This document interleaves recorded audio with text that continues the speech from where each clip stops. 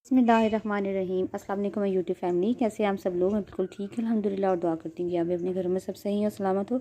आज तो सबसे पहली चीज़ मैंने आपके साथ दिखानी थी, ये जनाब मैंने ऑर्डर किया था। ये एक फेस पैक टाइप है और ये मैंने ना 2-3 दिन पहले ऑर्डर किया था। तो ये बहुत ज़बरदस्त जो चीज़ आई है मेरे पास, ये ना एक वो ब्रांड है हनी बी, उनसे मैंने मंगवाया है और बहुत मज़ेदार सी मैंने एक दफ़ा यूज़ भी किया, बहुत अच्छी चीज़ है। तो इसके साथ नेक्स्ट मैं आपके साथ इसका रिव्यू शेयर करूँगी कि कैसा रहा। ये बहुत अच्छा मेरा एक्सपीरियंस इसके साथ रहा और नेक्स्ट जैसे से मैं यूज़ करूँगी मैं आपको बताती जाऊँगी। इसकी पैकिंग खोली तो थोड़ा थोड़ा सा गिरा हुआ था, ये थोड़ा सा इसमें मसला आया, लेकिन बहरहाल अच्छा रहा। और उसके बाद मैंने आज बनाना था जनाब पिज़्ज़ा।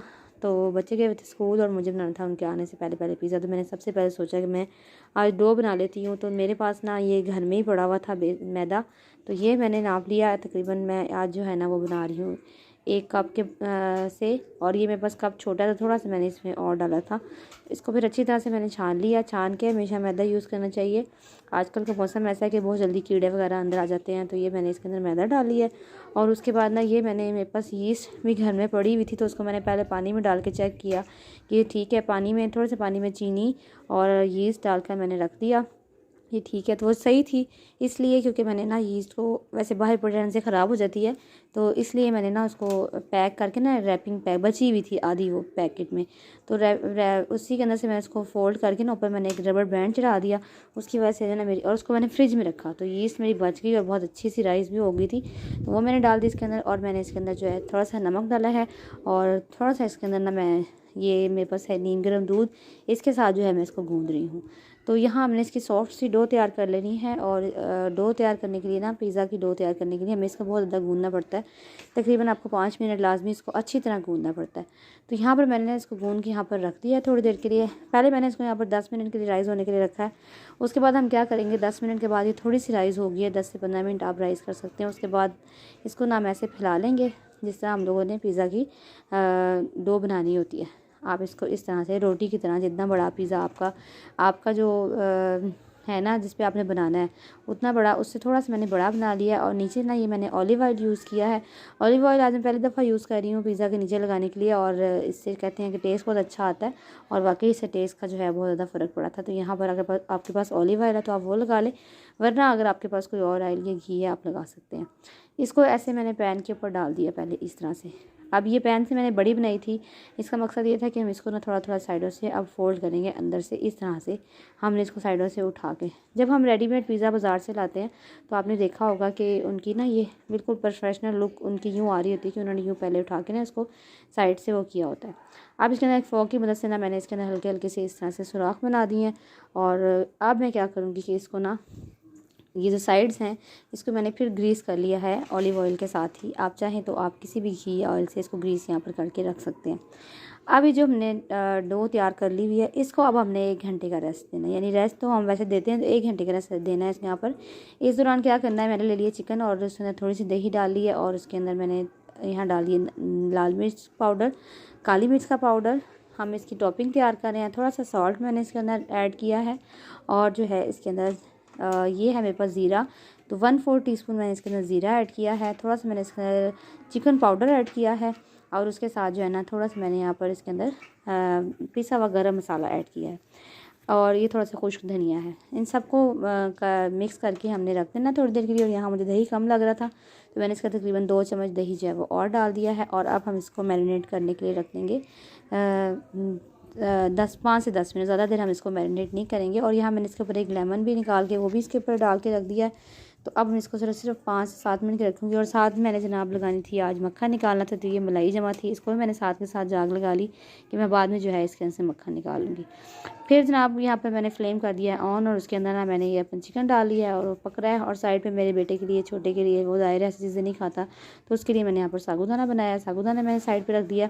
और अब जो है ना हम इसको पकाएंगे वहाँ तक जब तक ये ड्राई हो जाएगा। अच्छा, मैंने थोड़ा सा इसके अंदर पानी और ऐड किया था क्योंकि दही का पानी मुझे कम लग रहा था, थोड़ा सा मैंने पानी और ऐड किया। तकरीबन 5 से 7 मिनट के बाद जो है ना ये चिकन हमारा रेडी हो गया और ये बिल्कुल ड्राई फॉर्म में जब आ जाएगा तो हमने इसको निकाल लेना। और फिर पैन में थोड़ा सा मैंने घी डाला है और मैंने लहसुन डाला है 3 से 4, उसको बारीक क्रश करके, और साथ ही मैंने इसके अंदर ना 1 चम्मच भर के जो है वो मैदा डाल दिया। अब जो है ना हम इसकी जो क्रीम तैयार कर रहे हैं, जो हमारे पास चीज़ नहीं है क्योंकि हम विदाउट चीज़ बना रहे हैं, तो एक चीज़ की तरह का बन जाएगा। जैसे ही मैदा थोड़ा सा भुन जाएगा तो इसमें आपने थोड़ा थोड़ा सा करके दूध ऐड करना है। यहाँ तकरीबन मैं 1 कप ही दूध यहाँ पर यूज़ कर रही हूँ। तो यहाँ पर 1 कप दूध है वो थोड़ा थोड़ा सा करके मैंने इसके अंदर ऐड किया है। और थोड़ी देर पकने के बाद हम इसमें डालेंगे जी स्पाइसेस। थोड़ा सा मैंने डाला है नमक इसके अंदर, और इसके अंदर बहुत ज़्यादा हैवी स्पाइसेस हमारे नहीं जाएंगे। थोड़ी सी काली मिर्ची डाली है, बिल्कुल चम्मच का जो अगला हिस्सा है वो मैंने इसके अंदर, और इतनी ही मैंने इसमें थोड़ी सी जो है वो लाल मिर्चें डाल दी हैं। और यहाँ पर मैंने थोड़े से इसमें ऑरिगानो डाले हैं, बिल्कुल 1-2 चुटकी मैंने ऑरिगानो की इसके अंदर डाली है। और अब हम इसको यहाँ पर पकाएंगे। ऑरिगानो से ना इसका टेस्ट अच्छा आता है, बिल्कुल हमें वो वाली अच्छी वाली जो है इसकी वो टेस्ट आता है। तो अब मैंने इसको यहाँ पर थोड़ी देर के लिए पका लिया। हमने यहाँ पर इसको इतनी देर के लिए पकाना है कि जो ये थोड़ा सा थिक हो जाए और क्रीमी फॉर्म में हो जाए, जो हमें क्रीम चाहिए है अपने पिज़्ज़ा के लिए। तो यहाँ पर हमारी डो जो है वो राइस हो गई है, देखिए आपको इसमें बबल्स नज़र आ रहे होंगे। तो अब मैंने इसके लिए तैयार करनी है, क्योंकि मैं बच्चों के लिए बना रही हूँ तो मैं पिज़्ज़ा सॉस नहीं बना रही, फुल होममेड चीज़ें हैं। यहाँ मैंने थोड़ी सी डाली है इसमें केचप, 1 चम्मच के बराबर, 1/2 चम्मच के बराबर मैंने इसका रेड चिली सॉस डाली, और थोड़ी सी मैंने म्यूनीस डाली है। ये मुझे क्रीमी सी अच्छी लगती है तो मैंने थोड़ी सी म्यूनीस डालकर, अगर आप अपने लिए बना रहे हैं तो आप इसमें थोड़ा सा लाल मिर्च चिली फ्लेक्स और थोड़ा सा इसमें जो है ना आप गरम मसाला वगैरह ऐड कर सकते हैं। मैंने कुछ भी ऐड नहीं किया क्योंकि मैं बच्चों के लिए बना रही थी, तो मुझे बहुत ज़्यादा हैवी नहीं बनाना था, लाइट सा मैंने ये पिज़्ज़ा बनाना था। सबसे पहले नीचे मैंने जो है इसके रेड सॉस लगा दी है, इतनी सी बनाई है कि पूरे पिज़्ज़ा पे हमारी पूरी आ गई है। इसको अच्छी तरह से इस पर स्प्रेड करने के बाद अब मैं यहाँ पर क्या करूँगी कि जो हमने वाइट सॉस बनाई है उसको हमें थोड़ा सा ठंडा करके इसके ऊपर डालना है, गरम गरम आपने नहीं डालना। तो इसके बाद जो है वाइट सॉस मैंने इसके ऊपर अच्छी तरह से इस तरह से स्प्रेड कर दिया। एक लेयर हम इसके नीचे ऐड करेंगे, जैसे हम चीज़ डालते हैं, और उसके ऊपर जो हमारी टॉपिक हमने चिकन की टॉपिक तैयार की हुई है वो भी मैंने इसके ऊपर जो है वो डाल दी है अच्छी तरीके से। ज़्यादा सारा चिकन मैंने डाला है क्योंकि अच्छा सा टेस्ट चिकन का इसके अंदर आएगा। तो भर के जो है ना आपने टॉपिंग इसके ऊपर डाल लेनी है, और उसके बाद फिर ये जो वाइट सॉस हमारी तैयार की हुई थी हम ये इसके ऊपर डाल लेते हैं।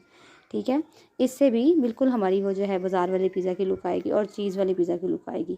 ये सब चीज़ें डालकर इसके अंदर मैं इसको जनाब यहाँ पर इस तरह से, इसके ऊपर आप चाहें तो आपके पास अगर ऑलिव्स पड़े हैं तो आप वो डाल लीजिए, आपके पास अगर ब्लैक ऑलिव्स जो होते हैं, और थोड़ी सी शिमला मिर्च काट डाल सकते हैं। टमाटर जो है वो बीजों के बगैर आप इस पर डालें, वरना ये पानी छोड़ देते हैं और हमारा पिज़्ज़ा जो है उसको ख़राब कर देते हैं। तो यहाँ पर ना मैंने टमाटर डाल दिए हैं ऊपर थोड़े से। अब मेरे पास घर में इस टाइम शिमला मिर्च भी नहीं थी, मैंने वो भी नहीं डाली, सिर्फ मैं इसी के साथ, और ऊपर थोड़े से मैंने ऑरिगानो स्प्रिंकल कर दिए हैं। और साइड जो है ना उसको हम फिर से थोड़े से ऑयल से ऑलिव ऑयल से हम लोग साइड इसकी जो है वो दोबारा से ग्रीस कर देंगे, और इसके ऊपर भी थोड़े से हम ऑरिगानो इसके साथ साथ डाल देंगे। बहुत प्यारी प्रोफेशनल लुक इसकी यहाँ पर जो है हमारे पास आ जाएगी। अब आज जो है ये पिज़्ज़ा मैं ओवन में बेक कर रही हूँ, मैं इसको देख में बेक नहीं कर रही। इसको मैंने जनाब 15 मिनट्स के लिए बेक कर लिया, और ये ज़बरदस्त किस्म का हमारा पिज़्ज़ा तैयार हो गया है।